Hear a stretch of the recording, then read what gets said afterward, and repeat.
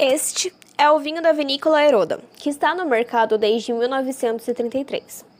Uma empresa que passou por muitas gerações e sobreviveu ao tempo, porque temos qualidade e comprometimento com nossos clientes. E hoje te convido para conhecer o processamento do melhor vinho, Vinhos Heroda. A colheita da uva é uma das fases decisivas que chega ao final de uma série de fases a serem cuidadosamente avaliadas de tempos em tempos que, se bem executadas, levarão um resultado de boa qualidade em nossa taça. O período de colheita, no entanto, pode depender de vários fatores: condições climáticas, áreas de produção, composição do solo, tipos de uvas ou de vinho a ser obtido. O tempo da colheita envolve um conhecimento preciso das uvas que serão colhidas e uma análise cuidadosa do tempo e das condições ideais que determinarão a fase subsequente da transformação em vinho.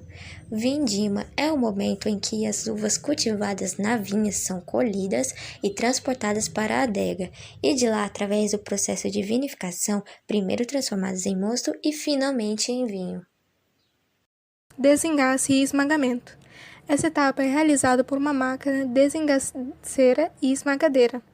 Primeiro é esmagada as uvas e separado o engaço, porque senão ele vai adicionar um sabor indesejável ao vinho.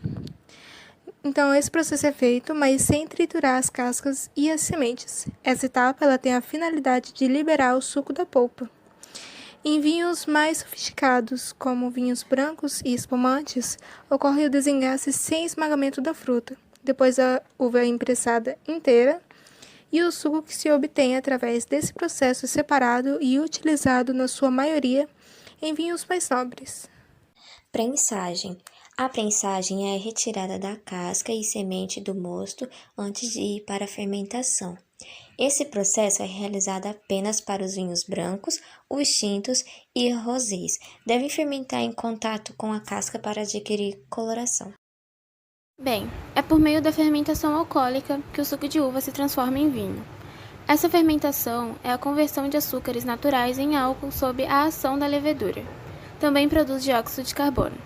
A segunda fermentação subsequente torna o vinho macio. E o vinho Heroda tem o prazer de mostrar a razão desse processo, que é um dos processos de grande importância para o nascimento do vinho, para que se possa perceber o porquê o vinho se torna frutado. A fermentação é uma reação química complexa, mas também um processo totalmente natural. E essa é pela casca dos grãos de uva fermentados. E basicamente é o açúcar contido na fruta madura, entra em contato com as leveduras presentes na película, que recobre cada grão e começa a fermentar. De modo geral, a transferência do vinho de um tanque para o outro é chamada de trasfega. Após o término da fermentação alcoólica, resíduos sólidos, matéria orgânica, bactérias e leveduras se depositam no fundo do tanque. De modo a evitar que sabores e aromas indesejáveis sejam passados ao vinho, este é transferido para um recipiente limpo. Já a clarificação trata-se de um procedimento feito para tornar o vinho mais claro e límpido. O procedimento é feito com um agente clarificante mais pesado que a água e o álcool e que não se dilui. O vinho clarificado é separado por transferência e passado para outro depósito. Estabilização. Após a fermentação, o vinho passa por alguns procedimentos para que a sua turbidez seja diminuída. O processo é fundamental para o vinho branco. A estabilização ante o calor é feita para eliminar brumas das proteínas. Já a estabilização para com frio é uma queda no excesso de ácido tartárico, o que faz com que o vinho fique estável em todas as temperaturas a que for submetido, sem que volte a adquirir turbidez. Para evitar uma nova fermentação, é feita esterilização microbiológica. O amadurecimento ou afinamento se dá durante as manipulações que o vinho sofre ainda na adega, trasfegas, estágio em tonéis e barricas de carvalho.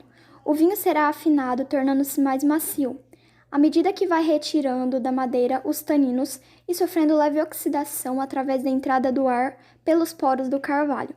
Várias alterações químicas se processam nesse estágio, a maioria delas ligada à oxidação.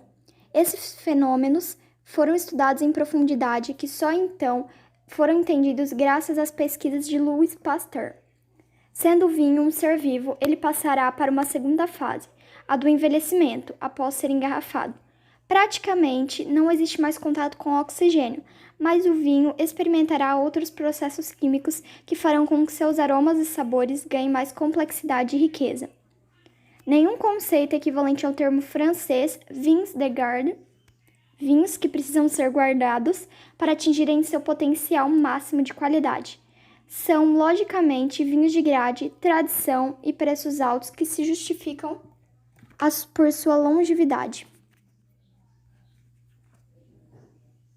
O engarrafamento é feito em uma das partes separadas da fábrica. As paredes têm azulejos e são todas muito bem higienizadas. O vinho é engarrafado em uma máquina que você coloca as garrafas e o líquido e ele já coloca uma quantidade certa. Essa máquina também coloca as rolhas.